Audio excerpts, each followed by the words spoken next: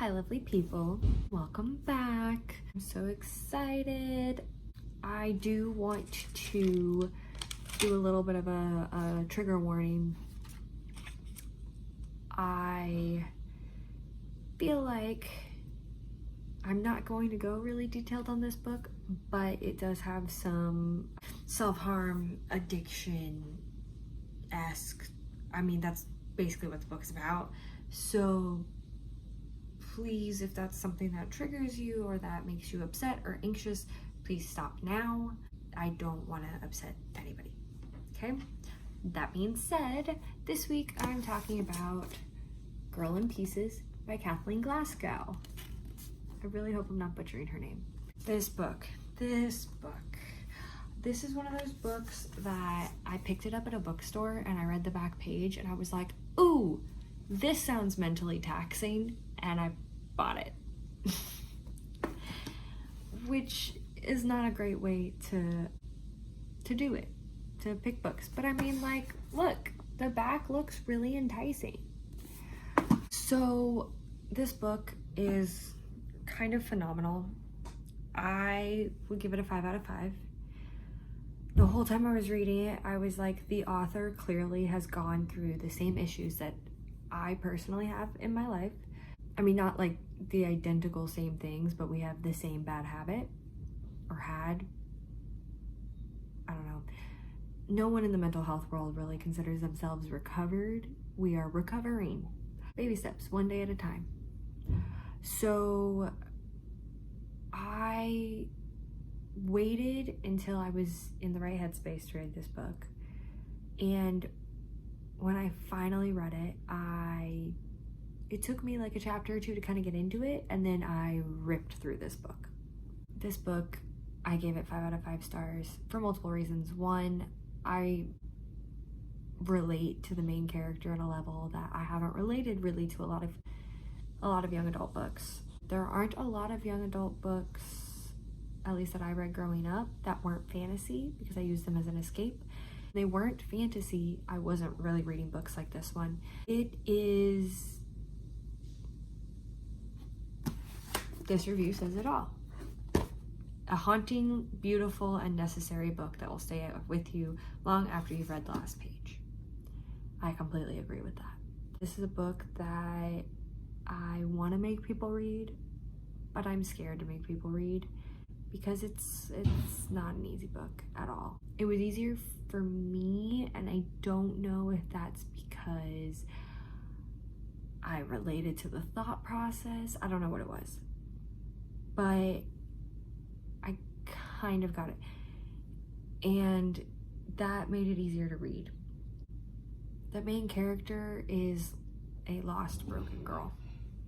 I think a lot of people can relate to being lost and broken, but it's lost and broken in a way that I think a lot of people don't expect, maybe. It's powerful. It is heartbreaking. It is, in my case, relatable. And it's something that, like how I thought when I was reading it, I do worry that if you've not either dealt with someone who's dealt with this kind of issue with either an addiction or the self-deprecation of themselves to the point where it is uncomfortable at times, that you won't be able to necessarily get everything out of this book. That being said, I still think it's a great book to read. It is a huge book that I would really, really recommend for anybody trying to get into the mindset of mental health, especially if you have someone in your life that's a self-harmer, because it is a big deal. There is a section in the back, at least of mine. First, just so you know, like with every book that talks about this, there's a getting help thing. It has all the hotlines. There is a discussion guide for it. Okay, it's got some really good questions, in my opinion. It would be really, really good where if you did read this in class, using these discussion questions would be really good because it hits all the kind of like main themes. And it also has activities that you could do with kids.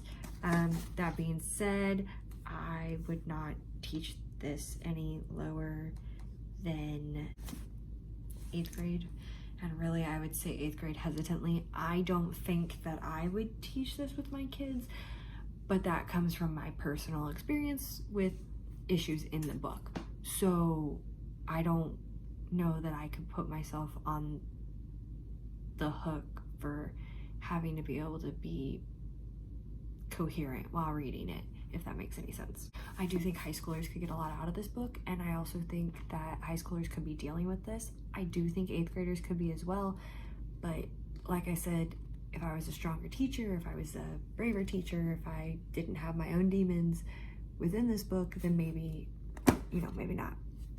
Or maybe I would, not maybe not, maybe I would, but personal things are going to keep me from doing this book in my classroom. But I really do think it could open the door to talk about mental health, and if you can do it in a structured way, it's something that is dismissed in our culture, so in a lot of cultures. So I think it's important for us to discuss it.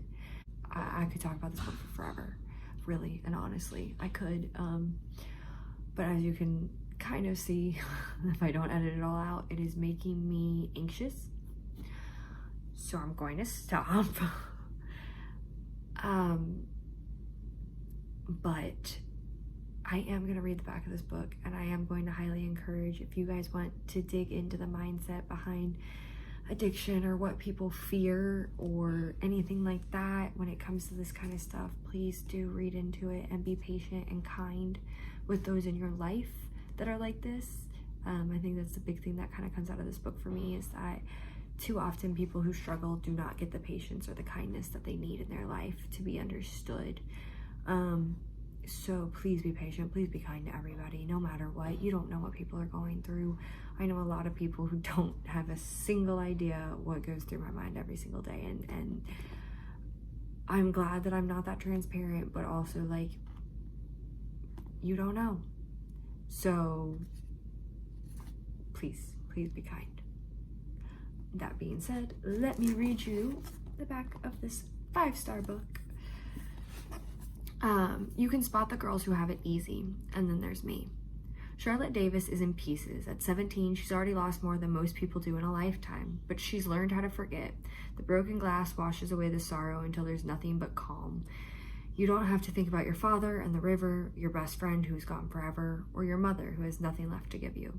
Every new scar hardens Charlie's heart a little bit more, and yet it still hurts so much. It hurts enough to not care anymore, which is sometimes what has to happen before you can find your way back from the edge. So yeah, I really recommend this book, y'all, and I recommend checking out her other book, which I actually will be reading eventually. So yeah, check it out, and I will be back soon. Until next time, enjoy this reading journey. Bye, y'all.